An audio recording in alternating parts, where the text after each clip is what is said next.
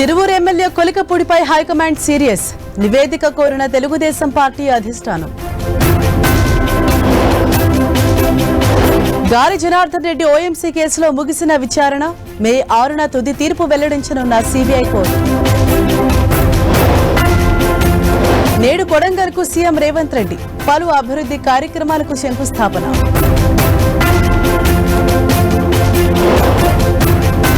ఇవాళ టీడీపీ 43వ ఆవిర్భావ వేడుకలు ఘనంగా నిర్వహించేందుకు తెలుగు తమ్ముళ్ల ఏర్పాటు. ఉగాది నుంచి సన్నబియ్యం పంపిణీ. పేదల జీవితాల్లో వెలుగులు తెస్తామన్న మంత్రి ఉత్తమ్. బెట్టింగ్ యాప్స్ ప్రమోషన్స్ కేసులో విష్ణుప్రియకు షాక్. Quash petition కొట్టివేత.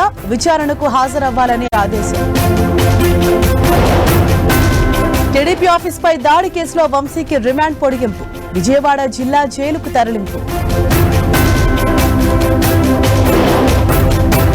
ప్రారంభోత్సవానికి సిద్ధమైన పంబన్ రైల్వే బ్రిడ్జ్. ఏప్రిల్ 6న ప్రధాని మోదీ చేతుల మీదుగా ఆవిష్కారం.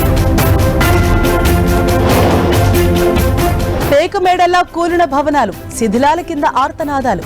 మియన్మార్ థాయిలాండ్ భూకంపాల్లో 186 మంది మృతి. లెబనాన్పై మళ్లీ ఇజ్రాయెల్ ప్రతీకార దాడులు. బీరూట్ శివారు ప్రాంతంపై వైమానిక దాడులు. అంతర్జాతీయ మార్కెట్లో భగ్గుమన్న బంగారం ధర. ఈ ఏడాది 18వసారి ఆల్ టైమ్ రికార్డును తిరగరాసిన పసిడి. సొంత గడ్డపై చిత్తుగౌడిన చెన్నై సూపర్ కింగ్స్. 50 పరుగుల తేడాతో బెంగళూరు విక్టరీ.